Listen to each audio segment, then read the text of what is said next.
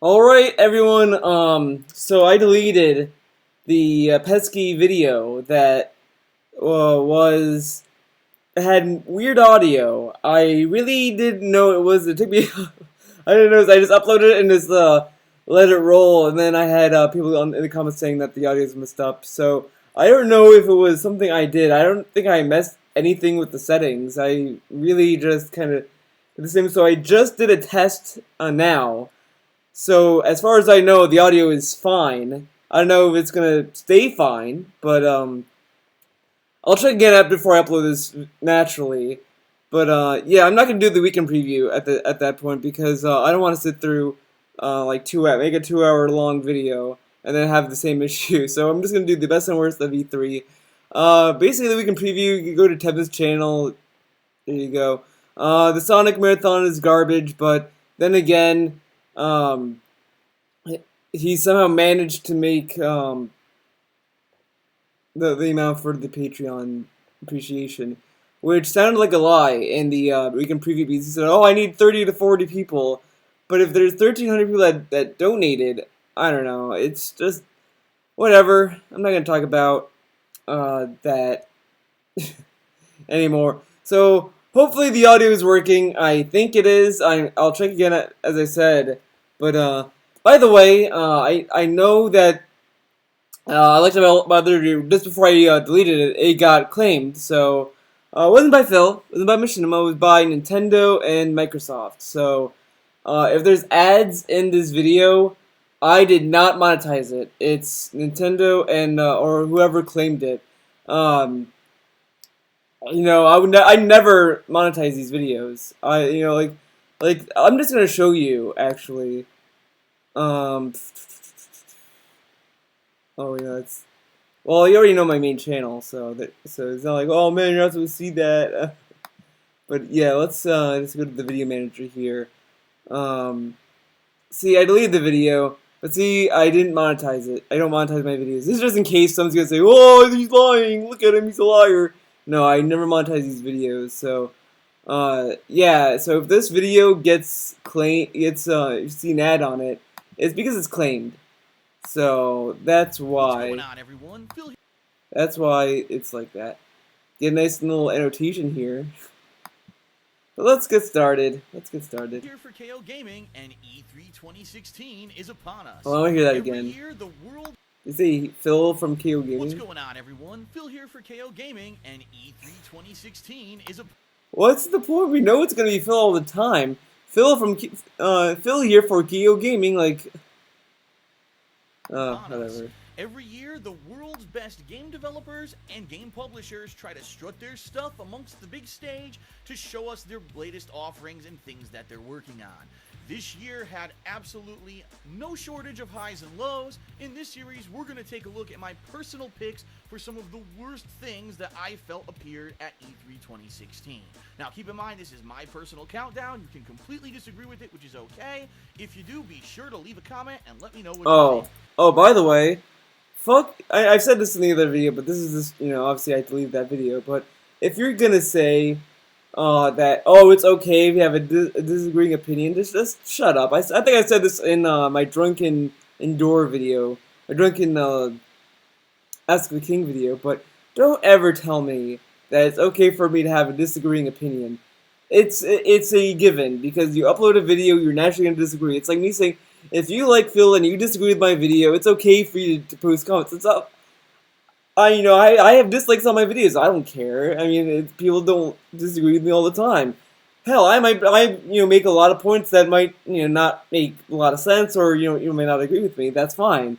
I'm not here to say, what I'm saying is facts, and if you don't like what I say, no. I mean, it's just, I don't like when people say this, and it's not just Phil, other YouTubers say this as well, where they say like, oh, well, it's okay to have, it's like fucking nonsense. Without further ado, here we go. The top 10 worst things about E3 this year. Number 10, Titanfall 2.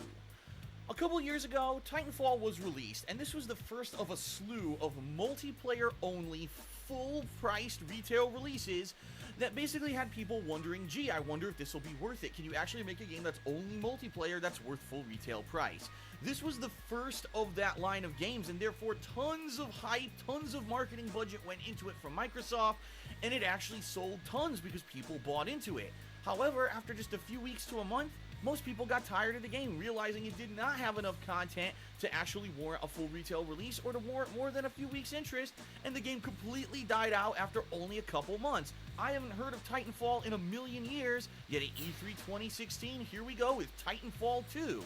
So you might ask yourself, why is a sequel being made to a game that died out after only a few weeks or months? Well, the bottom line is the game made tons of money because people...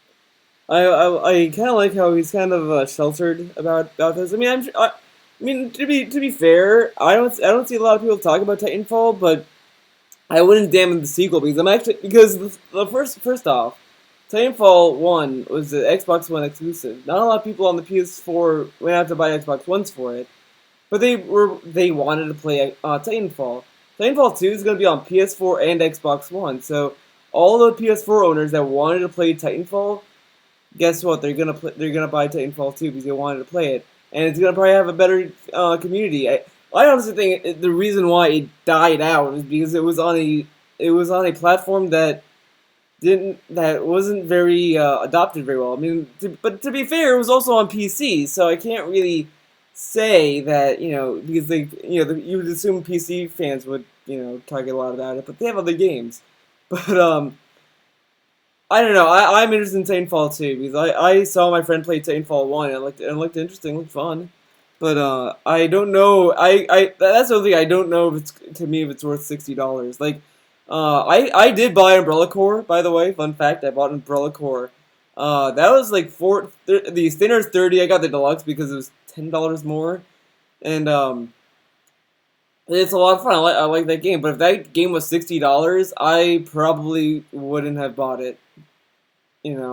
So if Titanfall 2 is gonna be 60, then I don't know if I'm gonna adopt to it. But it might have a campaign this time. I don't know. I didn't really watch it. Realize at the time that these multiplayer-only games aren't really worth it. So now they're making a sequel, and unfortunately, after watching the trailer, all I have to say is I'm not impressed. All I see that's new in this game is some new melee animations and also a grappling hook that pulls enemies towards you for an instant kill. The game looks almost identical to the first one, and with only 6 new mech types being announced to be in the game, sounds to me like another overpriced $60 dud. Hopefully people don't fall for the same trick twice. Fool me once, shame on you, but fool me twice, shame on me. I'm not falling for that crap again. Wow. Number 9, EA's huge Battlefield 1 multiplayer event right after... I mean, I like how he said that in Titanfall, like, oh, it's only 6 things, and it's like somewhat different, but it's not, but it's like, he played Street Fighter V, loved that game, except for, he hated how Capcom handled the launch, but he loved it. I mean, obviously he didn't, give it a perfect score, but he loved it, but it had, such very few innovations to it. I mean, to be fair, I like Street Fighter V. Don't get me wrong. Street Fighter V is a really fun fighting game, but between 4 and 5, there's very few differences. I mean, it's a little bit faster, but it still has the same. It feels the same as 4, just a little bit more the hits have a little more weight to them, in my opinion. I feel like every time I do a punch in Street Fighter, I feel the weight in Street Fighter 5, but it still feels the same as 4. I can go between 4 and 5 and not, get lost. I mean, it's not like going from Street Fighter Third Strike to Street Fighter 4 or whatever. But he loves that. But this game, oh no, only 6 mechs. What? Conference at E3. So you might say, wow, we're going to finally see the 32-player versus 32-player gameplay of Battlefield 1 for the first time. It's one of the most incredibly hyped first-person shooters of the year. I wonder what EA's going to pull this off. Maybe they had a contest so gamers could play it, or maybe lucky people who were there at E3 got in line and got to play the game. Nope. In a classic move where EA doesn't understand what people actually want, they actually paid celebrities to show up to E3 and play the game, including Jamie Foxx, Zac Efron, Terry Crews, Snoop Dogg, who not only played the game, but was visibly seen smoking pot as he played it backstage, amongst a few others. Honestly, I like how he put like in big font, smoking weed or whatever. Like, who cares? Honestly, like at this point in time, no one cares about weed. If he was like doing cocaine, if he was doing like if he not bongos, but if he was doing like meth or whatever, then people would be like, "What?" But who cares about fucking weed? And it's fucking Snoop Dogg. To me, that's great. That is, just peachy. I love it. I love it. But I love how he's first off says classic move. Oh yeah, EA bring out these actors. Classic move. Like, of course they're not gonna have like Battlefield 1 is like still in development. They're not gonna have like random people play and they're not gonna have people wait in line and then when they play the game it's gonna be like I don't know. It's just like them getting actors is fucking like not even a big deal. And I like how this guy says Tyrese isn't even relevant or no Tyrese, you're not relevant. Wow, this is coming from a guy who uses outdated memes. Like he used a Dog meme once, like oh such wow and all that shit. He used and this one he says epic fail. Who says epic fail anymore? Not people who are relevant, I'll tell you that. Dear EA, gamers don't care about celebrities playing your games. In fact, it's actually worse because we know these celebrities normally don't play them and probably suck at them. Wow. Yeah, because I guess all actors do in their spare time is act. They never play video games at all, right? Like dude, this guy is ridiculous. Just remember this part where he's saying he wants real gamers to play EA games. Just remember that until the end of the video. It'll come back. It's a little quiz. If you watched the original video, you know what I'm alluding to. But it's ridiculous to say, oh yeah, they're actors. They're not real gamers. Like there's no criteria for what's a real gamer. What's a real gamer, Phil? Are you a real gamer? That's fucking laughable because you don't play games for fun. I played a lot of games that a lot of critics bashed, like Operation Raccoon City. I'm sure Umbrella Corps is gonna get smashed with the reviews, and all these other games. And I like those games because I actually played them and I had a good time. That's what makes games fun. People play games for fun. That's what makes people real gamers. Is that they play games for fun, not for money, like some people, right, Phil? Ugh. Rather see real gamers play the game so we can actually get a good idea of the gameplay. Epic fail, you wasted your money and once again proved that you are not in line with what the common gamer wants. But like, how is that going to be any different if they got a person playing that whatever? I mean, it's just like, is he trying to allude that they trained these actors to play? Like, I don't know. It's really not that big of a deal because to me I don't really give a shit because like at the same time E3 is a show. It's not a it's just there for the buzz. So obviously if they get these big named actors there, it's going to generate news hype. If they get like some Joe Schmo or like if they get me, let's say they're like Theo, we want you to play Battlefield 1 on stage. No one's going to give a shit. Everything's gonna be like, oh, it's this guy. Okay. And that would do terrible marketing for the game. I mean, it won't make the game plummet in sales or whatever, but it's not going to give them enough PR as getting Zac Efron and Jamie Foxx. But at the same time, who fucking cares? Number 8, Project Scorpio from Microsoft. Now, I'm not saying that Project Scorpio is a bad thing. In fact, it's pretty cool that we may now actually have a console that could stand up to high-end PCs and may even be upgradable in the future. But my question is this, why now? Why did Microsoft announce Project Scorpio at E3 2016 when it doesn't even have a release date until holiday of 2017, and they just announced the Xbox One S about an hour earlier in the same exact press conference? Talk about confusion for the common gamer. Yeah. So if you already have an Xbox One, should yeah, this is that is kind of dumb. But the other thing is that the Scorpio apparently only works for 4K TVs. Like, if you don't have a 4K TV, you're out of luck. I don't have a 4K TV, and I don't think I'm gonna get one for like a while. So basically, I'm fucked. And that's the thing I really don't like, because the thing with Scorpio is it's fine that it has 4K. I'm not saying games should never go to 4K, but like it should support 1080p. Like, the thing is, like, when you look at the PS4, yeah, now it only supports HD TVs. It's only HDMI cable. But, like, you know, we had like three console generations that supported all TVs. Well, actually, no, two, because the N64 didn't support, and the GameCube and PS2, but, like, the PS2, well, the PS3 supported standard definition TVs and HD TVs.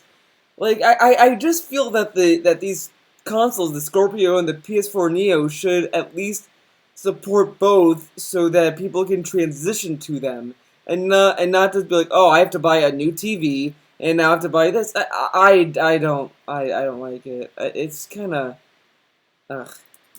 Xbox One S, or should you wait for the Scorpio? If you buy an Xbox One S, what do? Do you want to wait for the Scorpio? Should you hold off on even getting an Xbox One altogether? All this did, That's how I feel about so it. many consoles now available that are all basically the same, is confuse the common consumer into not knowing what to do. In addition, also the fact that game developers are now going to have to make their games so they're compatible with all versions of the Xbox One console. Talk about a big hurdle when you have to make a game compatible with 3 completely different consoles. 3? Where's the third one? It's because the Xbox One Slim has the same specs from the first one. It's the smaller console, so it's just making between Scorpio and Xbox One. But the thing is that people that I don't like when these companies say like, oh, we're not gonna leave these people behind. I guarantee if the Scorpio is gonna outsell the Xbox One, if the PlayStation 4 Neo outsells the PlayStation 4, you can bet that they're gonna change their tune so quickly. And that's the thing, like that. And I'm, you know, I've always been like a console gamer, and now it's like, what's the point? Now I'm just gonna wait for the PlayStation 5.5 or whatever, because it's at this point, there's really no point in buying a console day one anymore, or even within 5 years now, because they're just gonna make a new one. I just don't like that. Like, you know, it just feels like that no one's trying to make games for these consoles, and I don't really care about like, oh, 1080p and 60 frames, but like, to me, it's like as long as the game's playable, I'm fine. But I mean, I understand that developers want to make on a better platform. I understand that, but like, I just feel that there should be something for the people who like don't have 4K TVs and they want to get a faster console. Like, I don't know. At the same time, it's just going to be extra development, extra woes for game developers. I'm left kind of scratching my head. Now, I know a lot of people actually like the idea of Project Scorpio. Oh, by the way, I hate when he does that. It just sounds so cringy, and he does that in his other videos. I think he did that in the Homefront video. And I'm pretty sure he did it in the Mirror's Edge. I didn't watch the Mirror's Edge review because, you know, I don't fucking give a shit about his opinion that much. But, actually, no, I do. I am interested in seeing his opinion, but, I just don't like that he keeps doing, these noises are so cringy. For me, if I'm going to get a 4K TV maybe sometime next year, cool, because 4K gaming I'm sure is going to be all the rage. But for right now, I don't see the viability of it, and I have no idea why it was announced so early. It's just going to leave people scratching their heads. Number 7. Oh, this one. Batman in the new Telltale game series. Now, don't get me wrong, I'm not hating on Mr. Baker. He's an amazing voice actor, and there's a reason why AAA game development studios go to him as a go-to guy when they're putting out their... A go-to guy, like, oh man, I'm not hating on him, but he's on the worst things ever. Dude, he knew when he put Troy Baker on this list, he just knew he was gonna get shit for this. Rightfully so, because this is a non-point. This should have just been omitted. Like, he should have just looked at this and was like, yeah, this is pretty fucking retarded. But just let's listen to this. And best games. But let's face it, over the past 5 years, Troy has been in almost every high-profile release. I mean, the guy is massively overexposed, and it's gotten to the point that every time that there's a game with him as voice actor... Massively overexposed. I mean, like... Who cares? Because like at the same time, like look, like with voice acting, art, movie making, like any in the artistic field, it's a completely competitive career. It's really cutthroat. It's a cutthroat industry because if you're just some nobody, they're not gonna hire you. I mean, like if I walked around like Hollywood, it's like, oh yeah, look at like my drawings. They're not gonna hire me. They're gonna be like, oh yeah, between me and like someone who like worked in like Batman: The Dark Knight or whatever those films, they're gonna pick him over me because obviously that person has the experience. The voice actors have to start from like actors, artists, whatever. They have to start at the bottom and work their way up. The example I would kind of throw out there would be Lab Zero. Lab Zero, who did like Skullgirls, that was a freelance game. That was completely developed off of freelance, and now with Indivisible, they're an actual company now. They finally actually own a warehouse now. They are now hiring people. They are now Indivisible is being developed as an actual game, not like like Skullgirls was in some regard. But it's like, see, they start from nothing and they're working their way up to be a reputable company. So a lot of these people have to start somewhere. And Troy Baker, I didn't really hear of him like a little bit like around the time when The Last of Us came out. That's kind of where Troy Baker started to boom because he was in like BioShock Infinite, Last of Us, and like I'm sure he was in other stuff before, but like. I think now he's getting more attention because he worked on so many things, and eventually someone would hire him. So yeah, so companies picking him over like over nobodies makes sense. I can pick his voice out instantaneously and say, well, there's Troy Baker, and it almost is jarring and pulls me out of the experience because I've heard his voice so much. So then, like, I just think this is silly. He used the word jarring. It would be jarring if like Troy Baker voiced the boss in a Metal Gear Solid 3 remake. They're going to go, okay, we're making Metal Gear Solid 3. We need a voice actor for the boss. Okay, we'll have Troy Baker. Like, that's jarring because that's like, what? It's not even the same gender. Like, Troy Baker voicing characters isn't jarring. It's just okay, he's voicing characters, and I can pick him out. Then how does he feel about Steve Blum? Every anime, video game, whatever that Steve Blum has been a part in, you can watch anything and be like, oh, there's Steve Blum. Are you gonna be like, oh, that's Steve Blum. Oh, now I'm out. Like when I watched Legend of Korra season 1 and I heard Steve Blum, I was like, Spike Spiegel. Oh my God, guys, Spike Spiegel is Amon. Like, come on, Phil. Perfect example here. He did the voice of the Joker in Batman Arkham Origins, and then subsequently ended up being the Joker in many different animated. He was only the Joker in Assault on Arkham, as far as I know, and I like how he showed a picture of him with Robin in the Arkham series, and then he's like, "Oh, I'll say he's the Joker," so that's weird. It's like, yeah, but he played Robin. And a lot of people kind of like. There's even arcs in the Batman lore that Robin becomes Batman or Nightwing becomes Batman or whatever. Series and such that came out afterward. Now, only a couple years later, he's going to play the opposite role of Batman. Oh, now before you get ahead of me and say, oh, but Phil, Troy's already been the voice of Batman in the Lego series.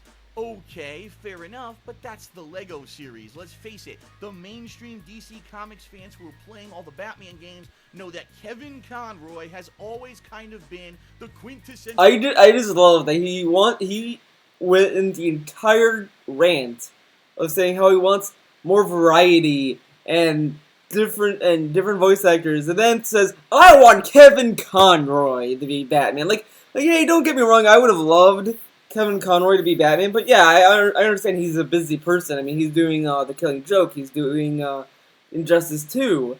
He's doing a lot of stuff, but like, but at the same time, it really depends on when they're actually doing the voice recordings, because obviously they're not now doing the voiceovers for Killing Joke, because that's coming out like within a month or so. So there's no way they're just dubbing in the audio. The audio is the first thing that gets taken care of in animation.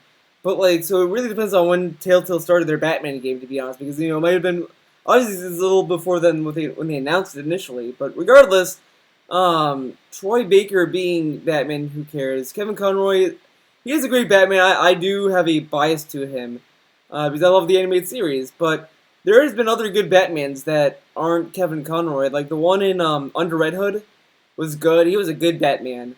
The guy who voiced Batman in Arkham Origins, a lot of people don't like that guy. He did Chris Redfield in Resident Evil.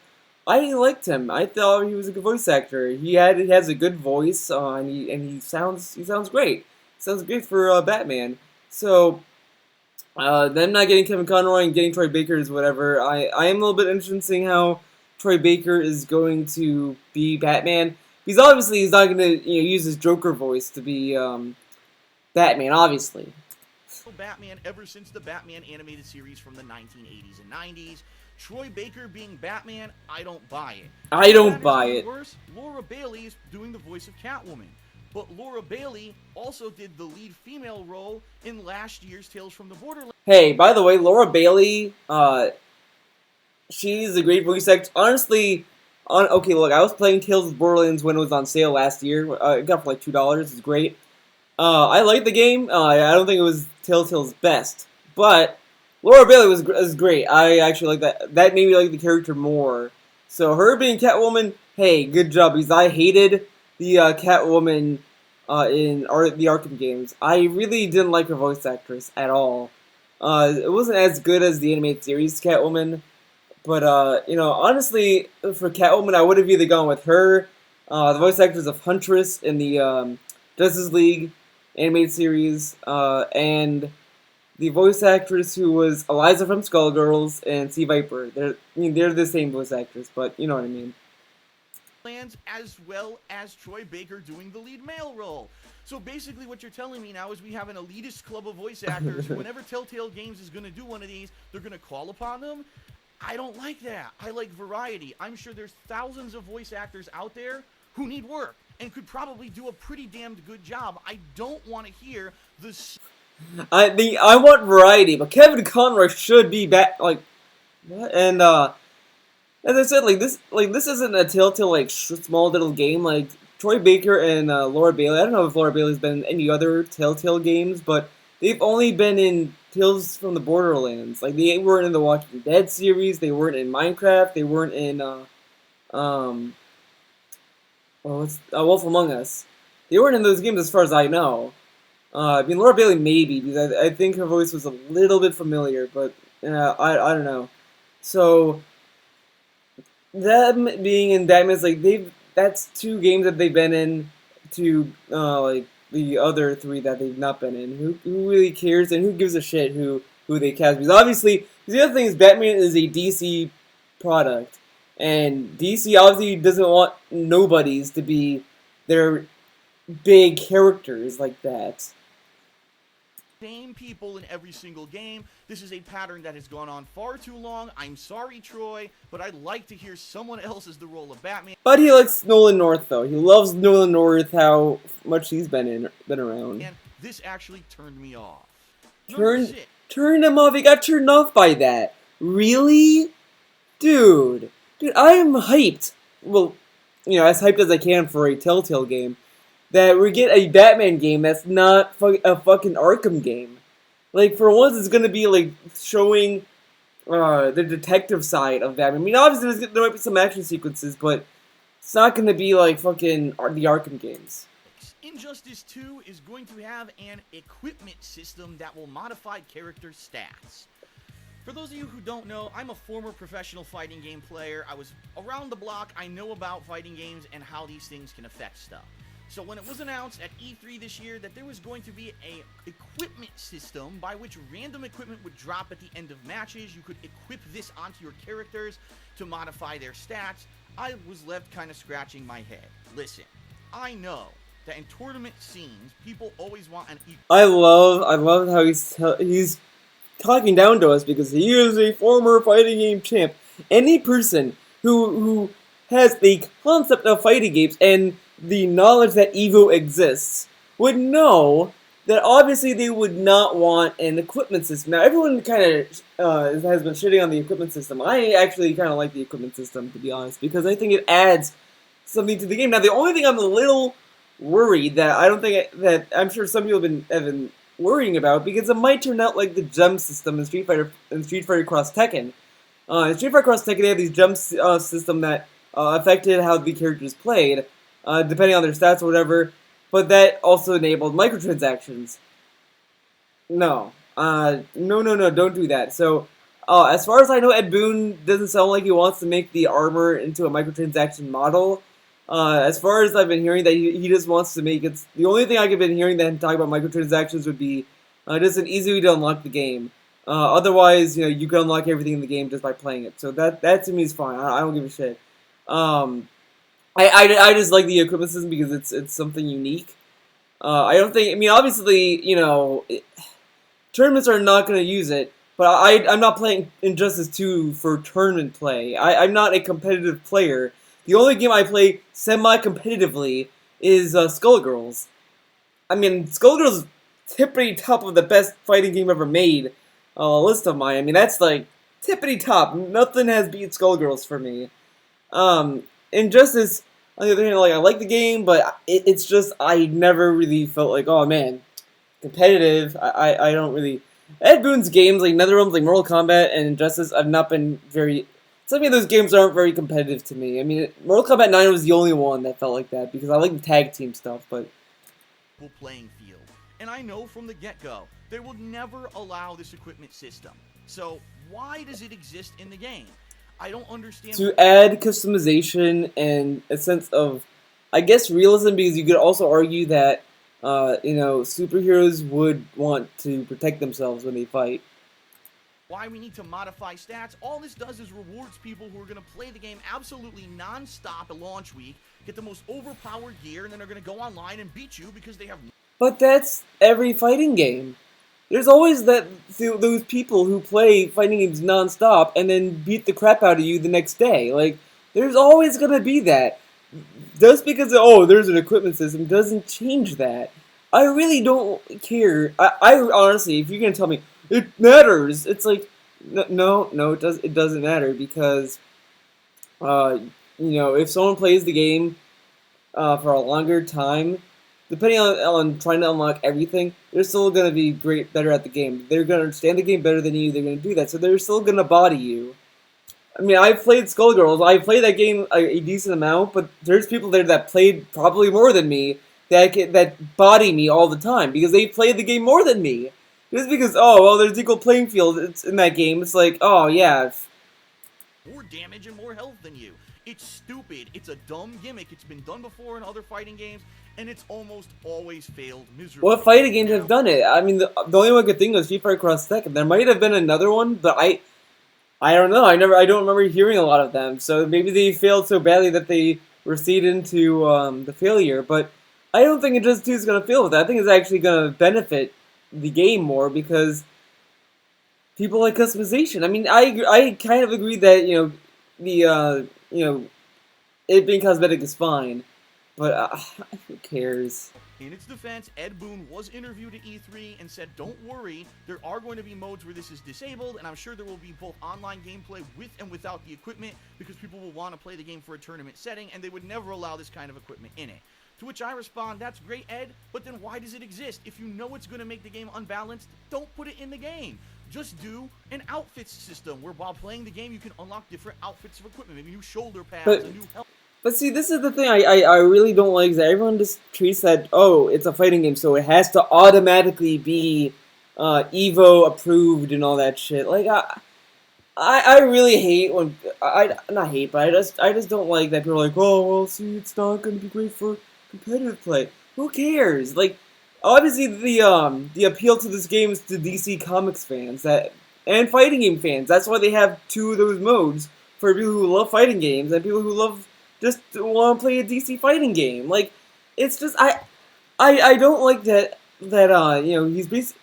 It's the same with esports. They can make a game that's designed for esports, like Rainbow Six Siege and Street Fighter 5 to an extent, but that's that's shit because you're alienating an audience there. This is addressing two audiences. So this, to me, complaining about this armor system is moot because then it's like, well, then why have it? because I'm not going to use it. Okay, if you're not going to use it, so what? You're not. It's not an added price. You're paying $60 regardless. It's not like, oh, the game is $40 without it, so the armor system you're paying $60. It's not like it's just fucking stupid at this point. I really don't. I really think it's ridiculous that people are like treating this as if like we can't have this because it's a fighting game. Helmet, a new color outfit for a character, or an alternate outfit. That's what gamers want. We don't want things that modify the stats of a competitive game and make it unbalanced. I mean, come on, it's 2016, Ed. You know this stuff. I don't know who's feeding it in your ear that this is a good idea. It's not. We don't want it. It's a dumb thing, and it's just pointless. Number 5, EA and Microsoft both pushing their early access programs down our throat during their respective press conferences. So for those of you who may not have seen the press conferences from these major AAA game studios this past week, both EA and Microsoft are saying they're going to offer early access to exclusive games if you become part of their early access programs.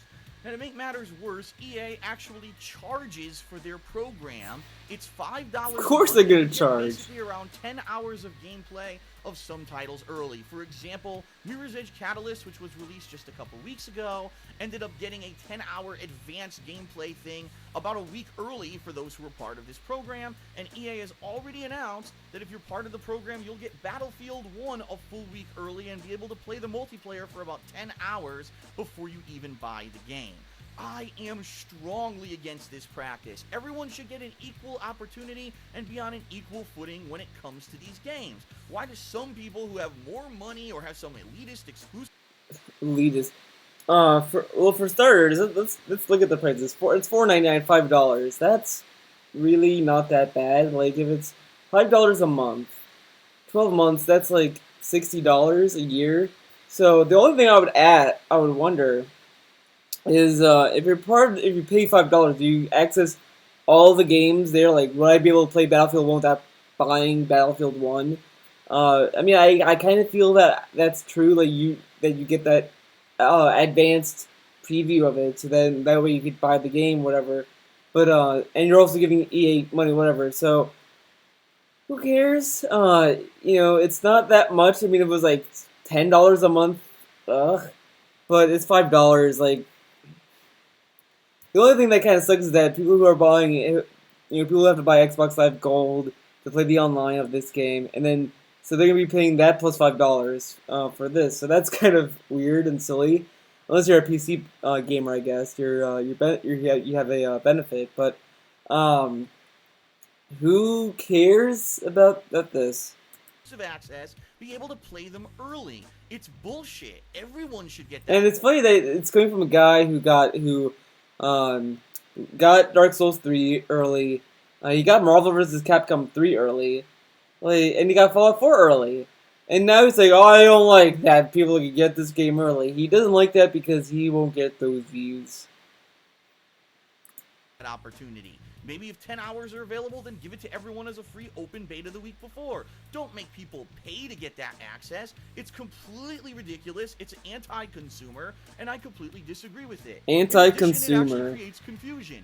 For example, the upcoming indie release We Happy Few is apparently going to get an advanced release with the Xbox Preview program this coming July. But how do you get it? How do you register for the program? How do you properly... Okay, let's do a field trip. I want to see how hard it is to find out how to register for the Xbox Early Access.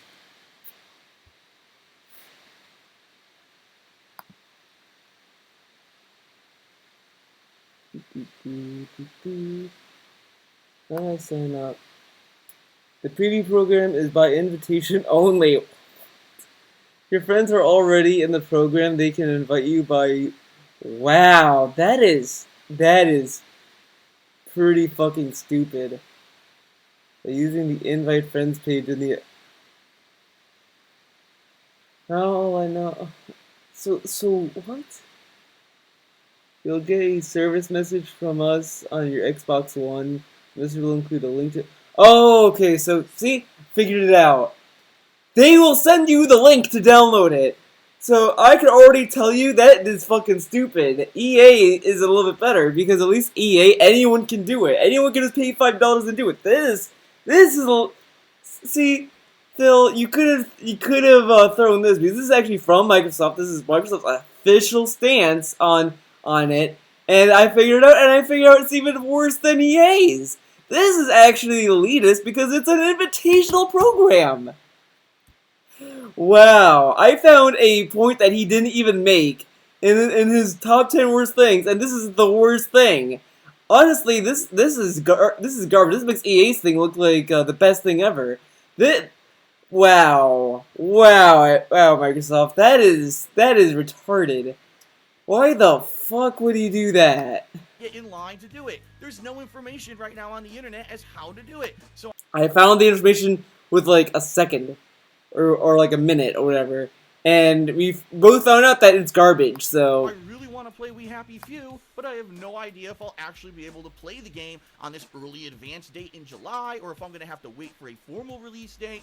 It's bullshit. You have a release date for a game, release it on the date. You have a demo, release the demo. Don't make it so only certain people can have access at certain times. It's elitist bullshit. Tired of it. Moving on.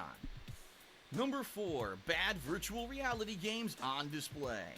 Now don't get me wrong, I'm not saying that virtual reality has no uses, and I'm certainly not saying that there won't be any good virtual reality games, but these two particular ones in particular that were on display during the Ubisoft press conference did not rub me the right way.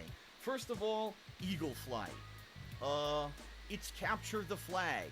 It's something we've seen a million times before. The only difference is you're flying instead of running on the ground.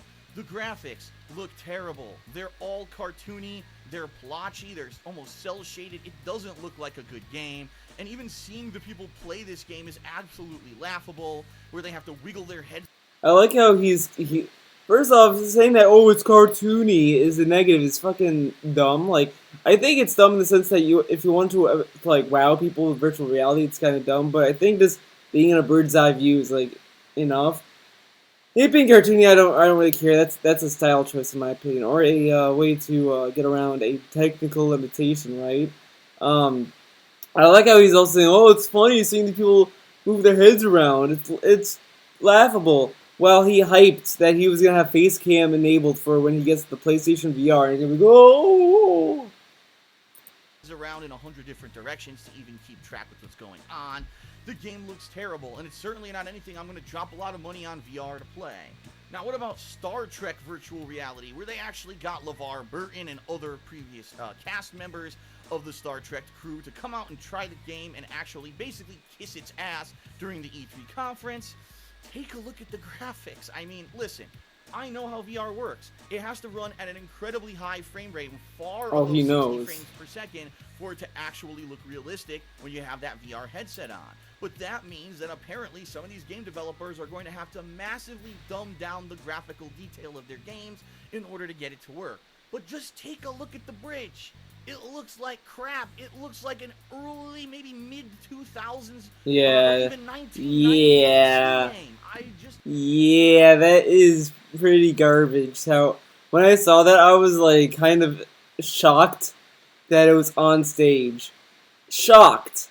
Like, it wasn't like, oh yeah, I could see why it's there. No, I don't see why. I'm not sold on spending hundreds, if not thousands of dollars for a great VR setup to experience this kind of a game. Listen, it could have the best gameplay ever, so I could be completely off base here, but these two games did not look good and certainly did zero to sell me on virtual reality at E3 this year. Number 3, the Final Fantasy 15 gameplay demo during the Microsoft press conference. Now, I'm certainly not saying that there wasn't tons of great gameplay of Final Fantasy 15 on display this week. In fact, it's quite the contrary. But if you only watch the major press conferences, the demo that they decided to do live at the Microsoft one was less than impressive. In this fight, it was basically the main character taking on the giant Titan summon creature. And all that happened was Titan basically pimp-slapped the living shit out of this player on stage for about a minute straight until finally he mashed a button, randomly got a hit in, and then the whole fight just ended. It made no sense, and it basically made it look like the guy had no idea how to play the game and that the boss fight was terrible.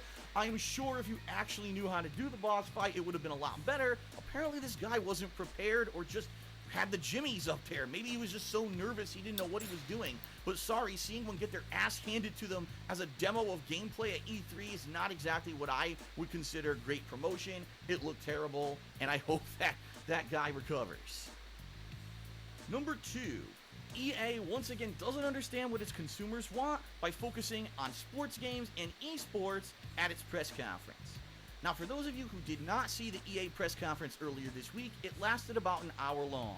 And no exaggeration, about 20 to 30 minutes of that press conference was exclusively spent on Madden 17, FIFA 17, and esports. Half of the press conference was for one type of game that most people watching E3 don't give two shits about. I'm sorry, I've said this for every year, that people who watch E3 are tuning in to find out about a wide variety of games. The person who's watching all the E3 press conferences is either in gaming journalism or they're a hardcore gamer who want to see a wide variety of information. This is not the opportunity for EA to try to advertise to the sports gamers. Now let's face it, sports gaming is huge. In fact, FIFA is EA's hugest title, making them the most money every single year, and Madden is no slouch either. But the bottom line is this: those people aren't watching E3. They're going to buy those games every year regardless because they're huge fans of those sports.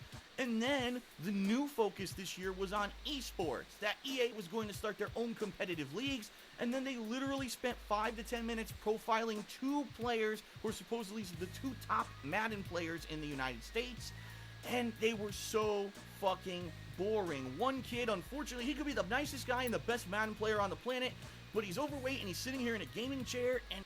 Look, he said, see, this is the part I was quizzing you about. Remember when he said he wants real gamers, and now look at him now. He's saying now he's Abercrombieing video games. What I mean by that, because back in the mid 2000s or so, like around the time where Dig Nation was a thing. I heard this article from Dig Nation, by the way, so it's questionable, I guess. Abercrombie had this employee that had like a prosthetic leg or an arm or something, and they had her work in storage. They would not let her be on the floor because they didn't want customers to see her and get disgusted or whatever, which is kind of fucking shitty. And I think that there was a lawsuit that followed for that because that's fucking awful for a company to do that to a person, to be like, oh yeah, this is, So now I don't think Abercrombie has any other scandals like that anymore. I mean, not scandals. I guess it's not a scandal, but like any issues like that anymore. I don't know. I don't even give a shit about Abercrombie that much. But anyways, the point I'm trying to say is that like, why does it matter if this guy's overweight? And at the same time, like typical DSP fashion, he exaggerates it. This guy, look, yeah, obviously he's not in shape, but he's not obese. It doesn't look like he needs like a special seatbelt in his car to accommodate his weight. He looks like that he's at least either trying to lose weight or he's not like eating like Phil. Because honestly, Phil is actually getting to that stage where he's becoming obese. I mean, yeah, he's not like wide or anything like that, but he has tits. He has no neck. He has no chin, basically. He's showing early signs of adult obesity. At this point, I'm waiting for him to tell his viewers that he has diabetes, to be honest. It's just him. He looks healthier than DSP. Yeah, you can actually look healthy and while still being fat. But like, he at least looks like he at least goes to the gym and works out or does something, because he doesn't look that bad. He looks like that he's doing something to keep his body in shape in a way. Like, but who cares? No one at E3 or EA or humanity in general, except for idiots, are like, oh my god, that's what gamers look like? Like, come on. He is just embarrassing. Embarrassing! Dude, this kind of stuff. Listen to that. Does that sound like a person who was bullied in school? Like, dude, I'm sorry. If you're gonna use terms to describe people as oh, he's embarrassing and this and that. That's not what people who were bullied say, because if you were bullied, you're not gonna care this much about how people look.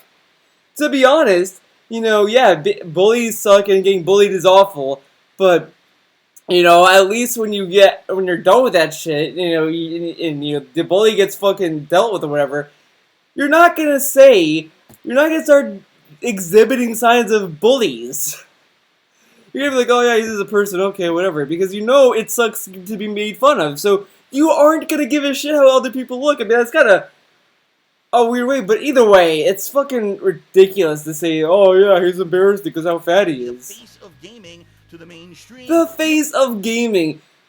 What the fuck is the face of gaming? It's a fucking esports game of people playing Madden. Who gives a shit? If it was like the Olympics or something, if he was like, oh, this is like an official title, then I could understand that, but it's not a fucking beauty pageant. Fucking playing Madden is not a fucking beauty pageant, Phil. No one's gonna give a shit how they look. Other kid has a marble mouth and basically had absolutely nothing to A marble mouth. A marble mouth, dude. I'm sorry, but like, that guy, I don't know the guy, and I didn't really watch him, so I don't know how he sounds like, but I doubt he has a marble mouth. I don't really believe what Phil says half the time, but this guy might have either a speech issue, I mean, again, he might not, it might have been a mic issue or whatever, but like, not everyone has perfect voice. Like, I have a terrible fucking voice sometimes, and I had, when I was younger, I would always speak really fast. I would be like, and no one would understand what the fuck I was saying. So, like, over the years, I had to, like, kind of slow down, and it took me, like, a long time for me to actually, like, pace my speech. You can kind of still see that when I'm talking. You can kind of definitely tell that I talk a lot. I don't enunciate some words very well, because I think very quickly with words that are coming to my mind. Now, obviously, drinking coffee isn't helping it, but I've always been like that, where if I talk, I get carried away. It's whatever, but like, who cares how he talks? That's there. I mean, he might be shy. He's talking to thousands of people that are also watching streaming. It's gonna be like, all right, a professional talker. Ugh. Mumbling the entire Wow. It just wasn't Wow, dude. Fuck this guy. This sounds like he took time out of this video to bully these kids through a video. I mean, obviously that's cyberbullying because it's not like he's doing this out of malicious intent. But why is it in the worst things at E3? Yeah, he kind of threw it in with EA, but like, he could have just said that the esports is crap. No one cares about this, and moved on from that. He took time to go over a person's weight and how a guy talks.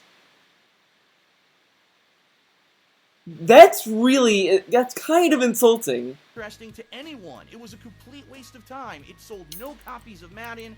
EA needs to get their shit together and realize that E3 is the time to advertise to the hardcore gamers, and your press conference is the time to show a wide variety of stuff, not to only focus on 2 to 3 things for half the conference that no one watching cares about. You're gonna sell those games anyway. Focus on advertising other stuff, you dummy.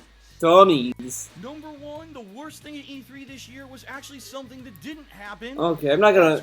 This is fucking stupid. I honestly think this is the lamest point. That this is number 1. This is obviously to please the KO fanboys, the KOGaming fanboys, to show that he has gaming credit, that he has that clout, because honestly, this isn't even that big of a deal in my opinion. I mean, it's shitty, don't get me wrong, it's shitty, but who cares? Obviously, no one's gonna buy Infinite Warfare because the pre-order numbers are pretty bad for a Call of Duty game. They're definitely gonna sell this separately. I don't believe that they're gonna be going, oh yeah, it's only for Infinite Warfare. That's the only way you can get it. I guarantee within a year they're gonna be like, oh, okay, it's separate. It's gonna sell separately now, because the thing is that they're throwing it with Infinite Warfare to boost sales for Infinite Warfare. So they're gonna stick to their guns and not show a sign of hesitation. Because then if they show a sign of hesitation, then, no one's going to buy Infinite Warfare, obviously. So they're sticking by their guns by having it stuck with Infinite Warfare. Once they see the sales numbers are not as good as they want, oh, they're gonna sell separately because they know that a lot of people are gonna buy the Modern Warfare remaster. They know that, so they're definitely gonna sell it separately. I don't believe that they're not going to, but whatever. Let's get on to the best things ever. That's a garbage point. What's going on, everyone? Phil here for KOGaming, and it is official. E3 2016 has come to a close. It was a week full of huge press conferences, gameplay reveals, trailers, all kinds of specs on new hardware, and all kinds of fun information out of what could be considered the World Series of Gaming.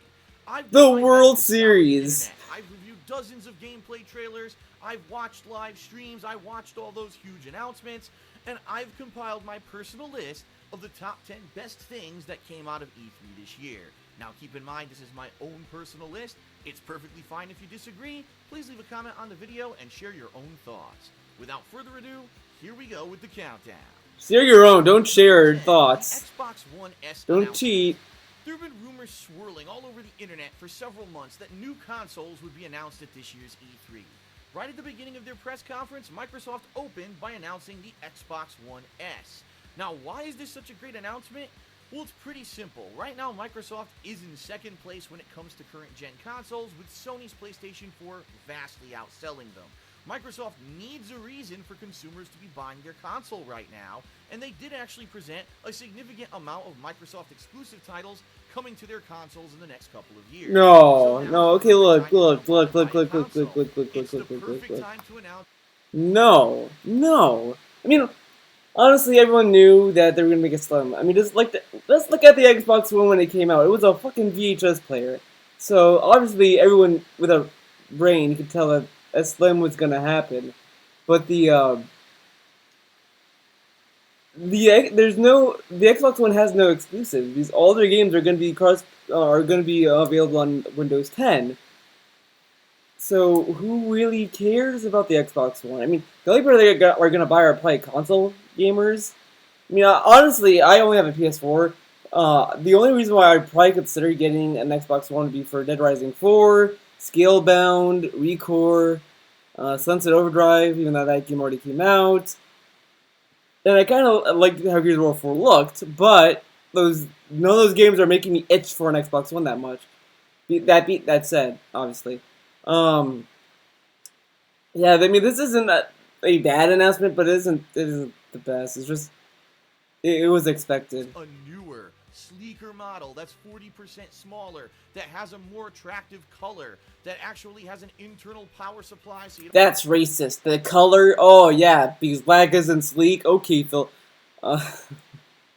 Honestly, there's going to be a black slim. I don't think it's going to be an only white. But whatever, who cares about the fucking color? Yeah. You'll have a giant power block sitting on the floor and a much larger hard drive, all for the same price as what you would normally pay for the original Xbox One at $299 US. Great timing, a great announcement. I can imagine that come this summer and especially this holiday season, ridiculous amounts of people who only have a PlayStation 4 may be finally heading out to buy the Xbox One, especially with all the great games coming shortly. A great timing for this announcement, and Microsoft did the right thing here. Number 9, Watch Dogs 2. Oh, fuck. A lot of people were very critical of Watch Dogs a few years back because, number one, the graphics weren't what were originally shown off at E3 2012. It was a major graphical downgrade once it was released. And number 2, because the protagonist, Aiden Pierce, was a very stoic, boring kind of hero, and the gameplay was a little bit clunky, including some car driving mechanics that weren't very good, and really just not a fluidity and motion of the main character. So when they showed off Watch Dogs 2 this year, it almost looks like Ubisoft directly responded to all of the criticisms of the original game by having a new protagonist. Dude, look. Everyone that's getting hyped about Watch Dogs 2, I'm sorry for you, because I was hyped for Watch Dogs 1, got the game.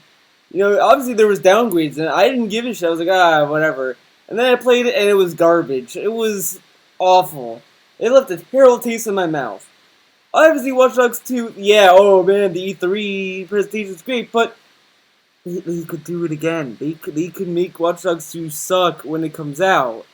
Just because, oh man, it looks better than the first one doesn't mean it's going to be better than the first one. it's like Metal Gear Solid 5. Like, I didn't like Metal Gear Solid 4 that much. I mean, it's a weak, to me, 4 was the weakest. But then when you know, you saw trailer 5, I was like, oh, wow, amazing, woo! And then you got 5, and it's like, oh, disappointment, and you got general mixed reactions. I loved Metal Gear Solid 5 personally, but I do see it has shortcomings, so I can't really say that I'm surprised people were disappointed by it. But that's what I'm talking about. Like, you see one demo of it, and you're just like, oh, they fixed every issue I had with it.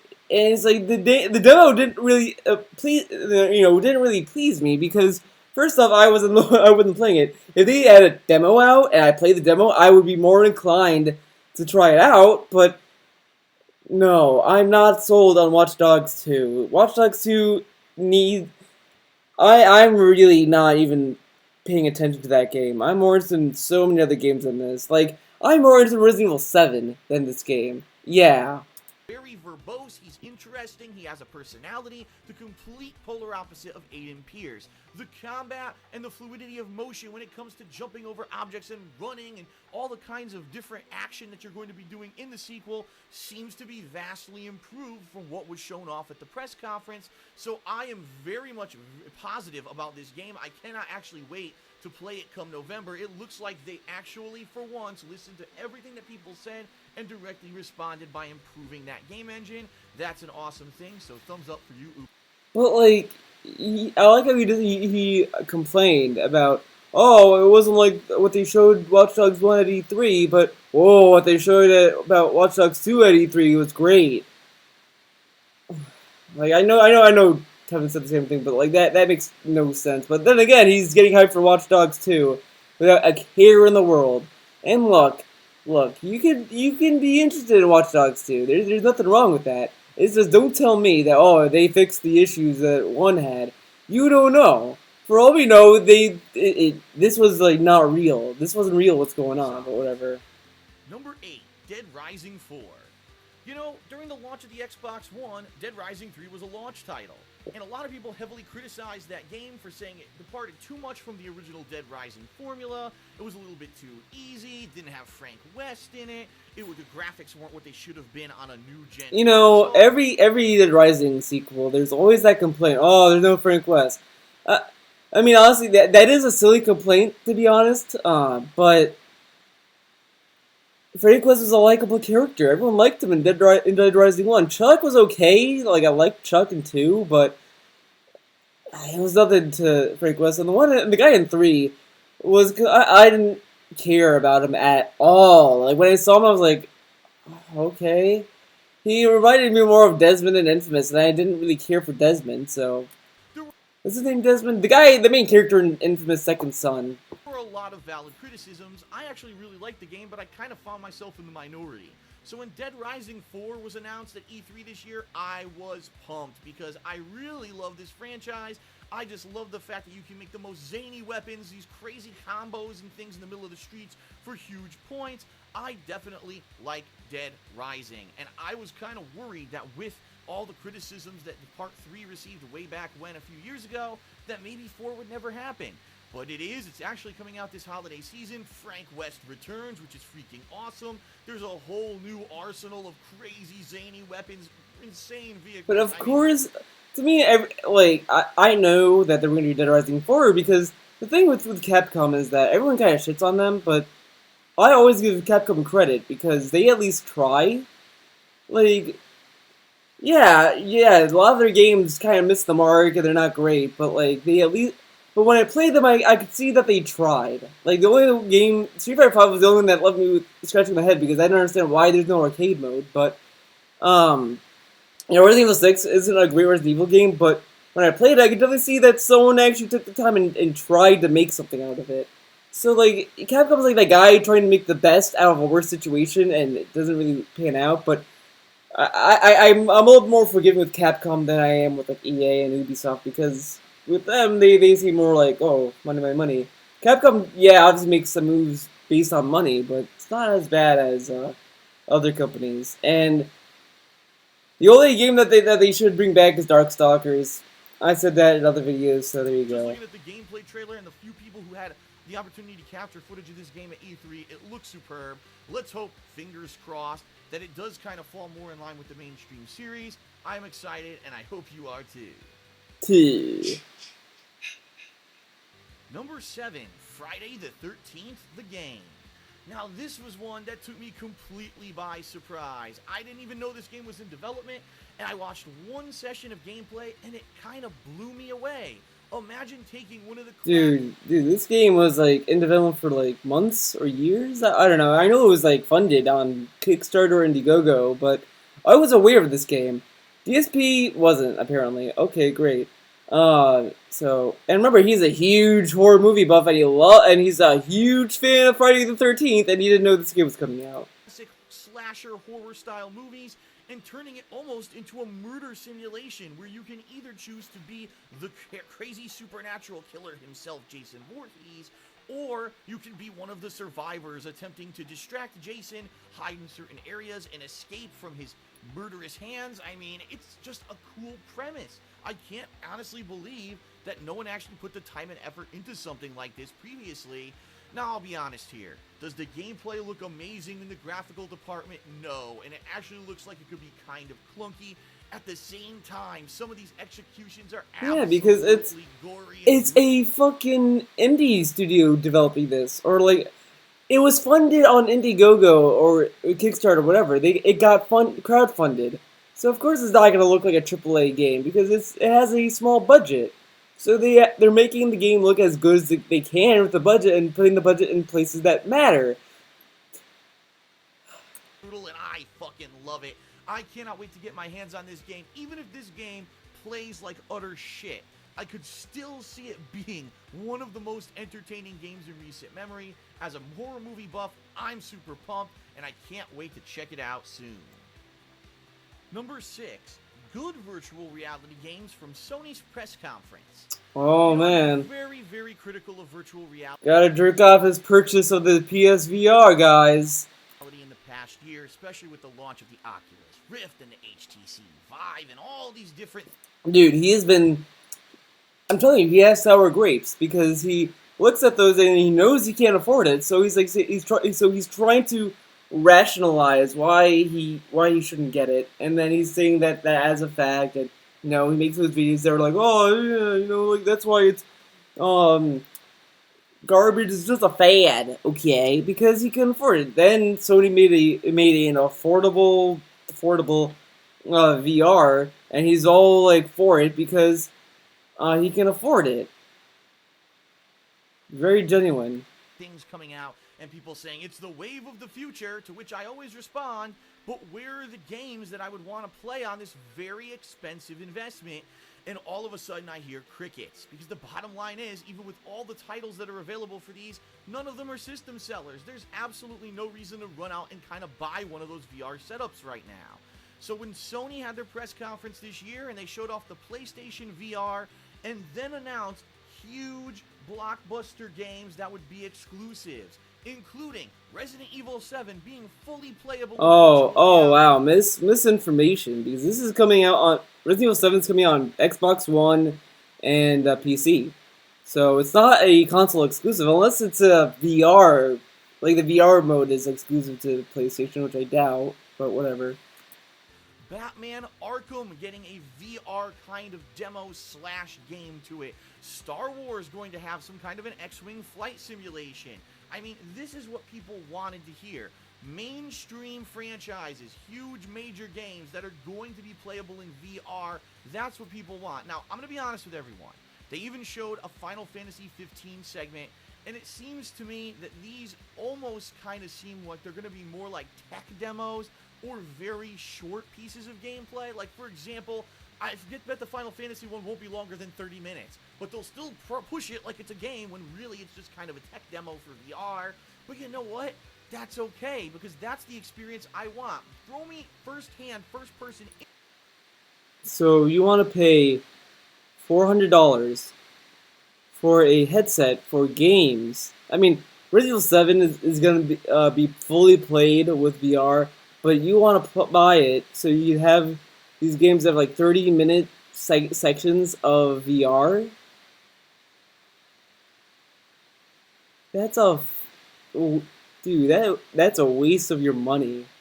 That's a huge waste of money. Like,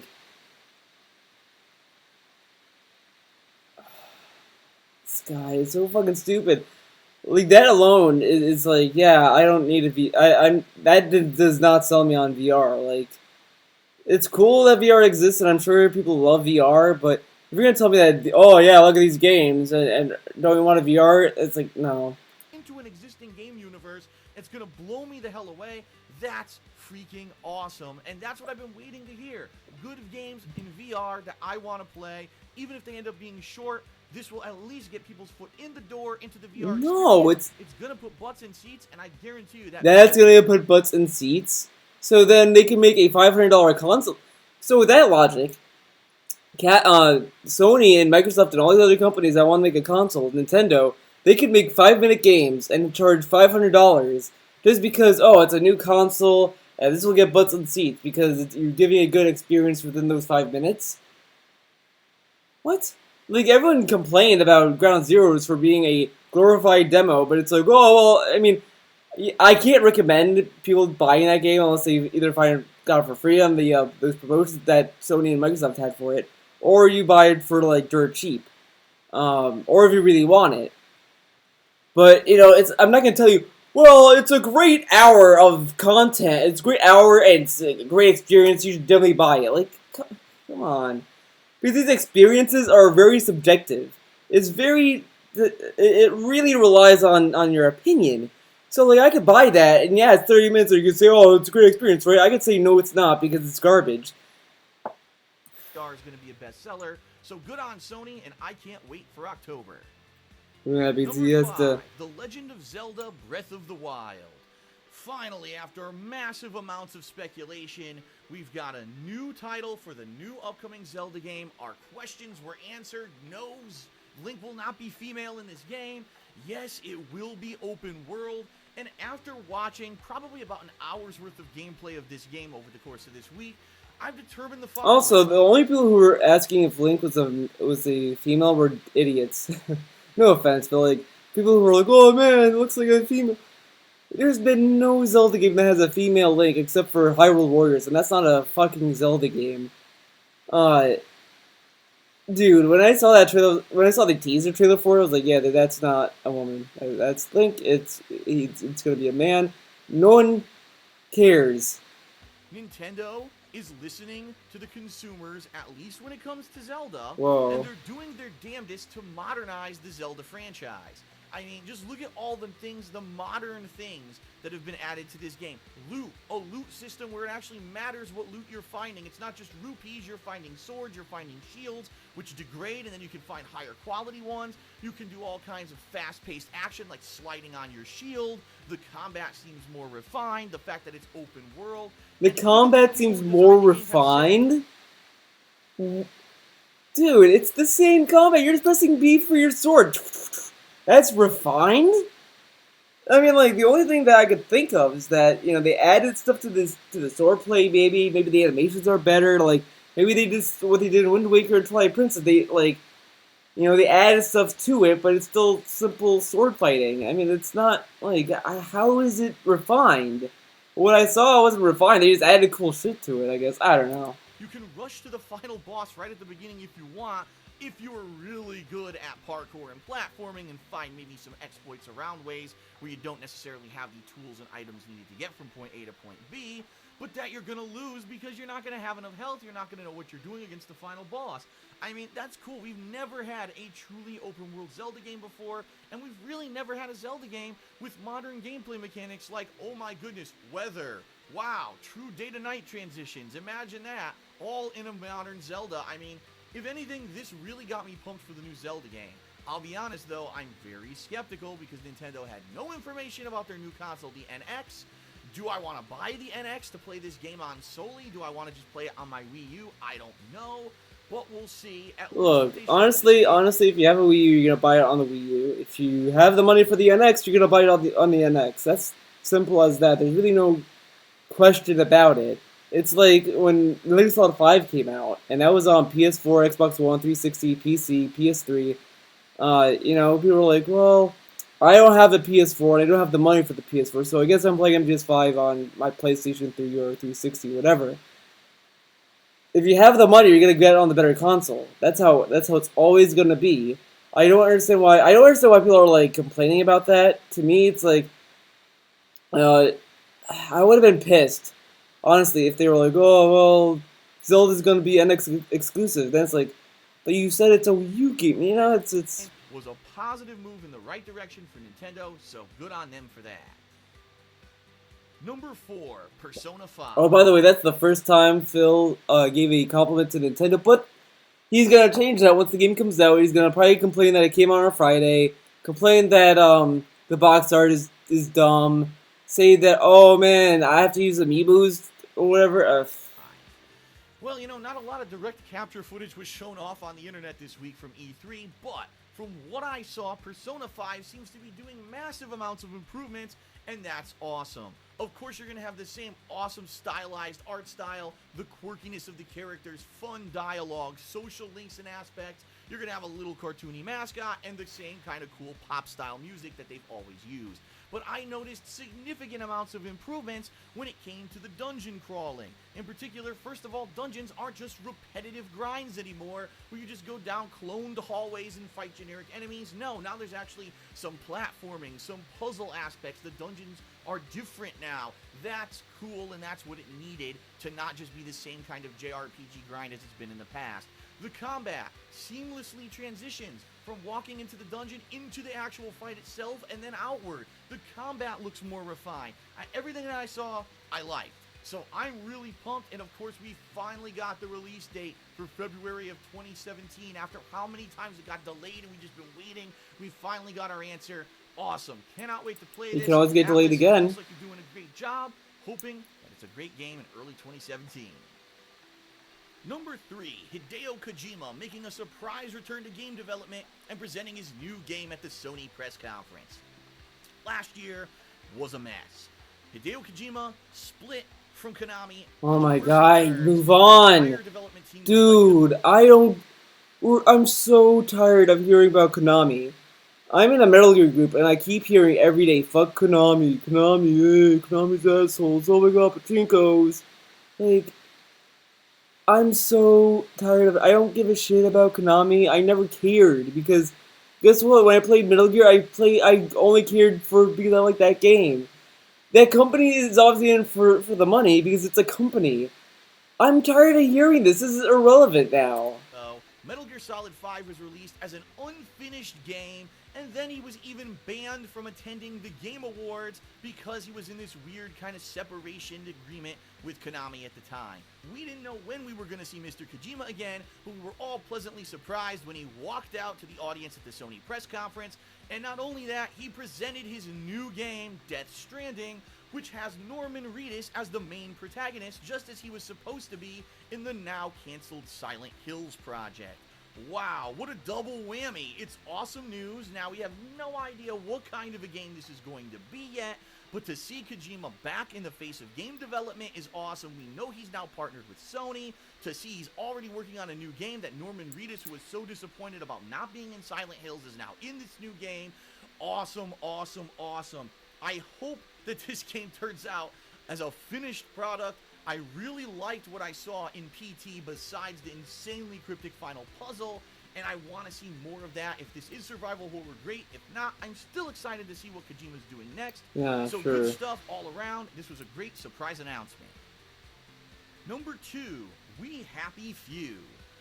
I think the thing that might have actually taken most people by surprise wasn't Kojima, but was actually this previously untalked Dude, about okay. Look, I looked a little bit more at this game. I really didn't care about this game, and I obviously I watched this already, and it's about Nazis and stuff. I'm so tired of Nazis. I'm tired of what if the Nazis won World War II? Just how about if what if the Nazis were good, guys? Huh? Imagine if the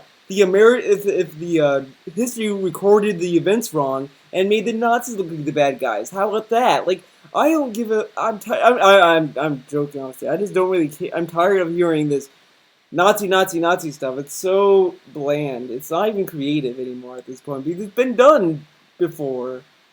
I mean, it's not been like overused, but at this point, it's like every like Justice League did it, Wolfenstein did it. All the other like stuff has done it already. I'm sure there's more that I probably don't know of, but it's just the premise just sounds tired at this point. Ew. What a premise that apparently everyone is kind of under some kind of medication to alter reality and make you think that everything is hunky-dory and nice and rainbows and sparkles and unicorns, when in reality, it's actually not so good. I actually did a little bit more research and found out this game is a what-if scenario where the Nazis won World War II, and in present day, the UK is actually under their control, and the entire populace is forced to take drugs to oppress them and make them think that they're living in a utopian society, when in reality, things are horrible.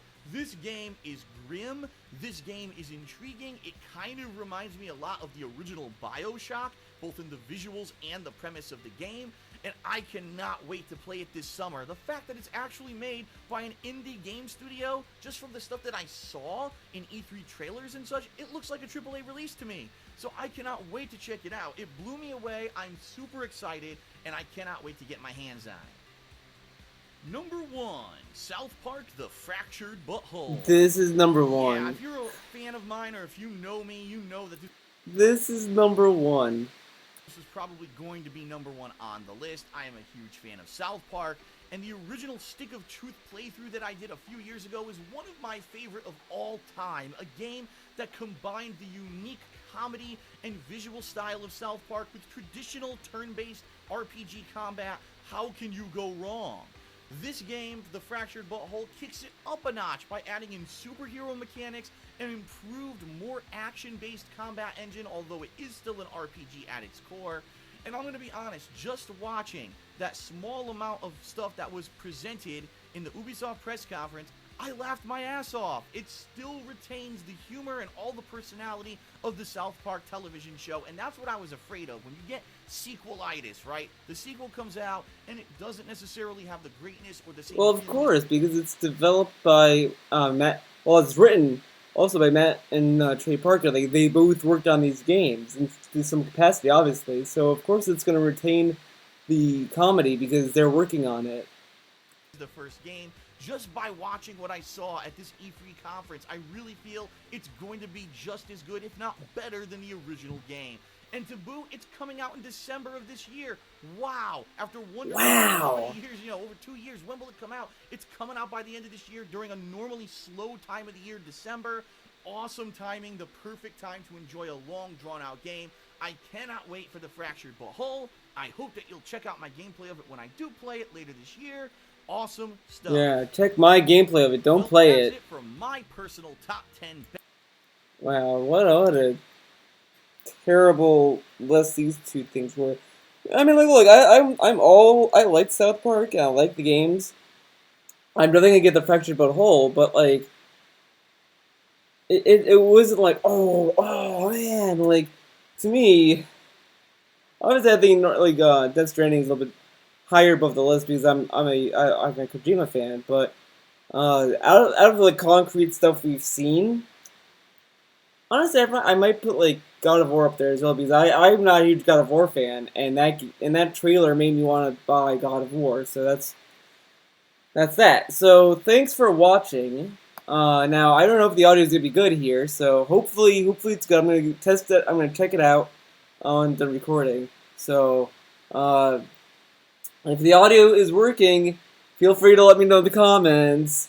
By the way, I want to shout out to the two people who brought it up to me. I can't remember your names because I deleted the video, so I should have probably checked the names first before I deleted. But to those who actually notified me that the audio was broken, thank you for letting me know, because I probably would have never figured it out or checked it because I don't watch my videos, obviously. So thank you, you guys. You guys are awesome who brought that up. Hopefully this has no technical issues. Hopefully, if it does, then it is what it is. But yeah, thanks for watching. See you guys next time.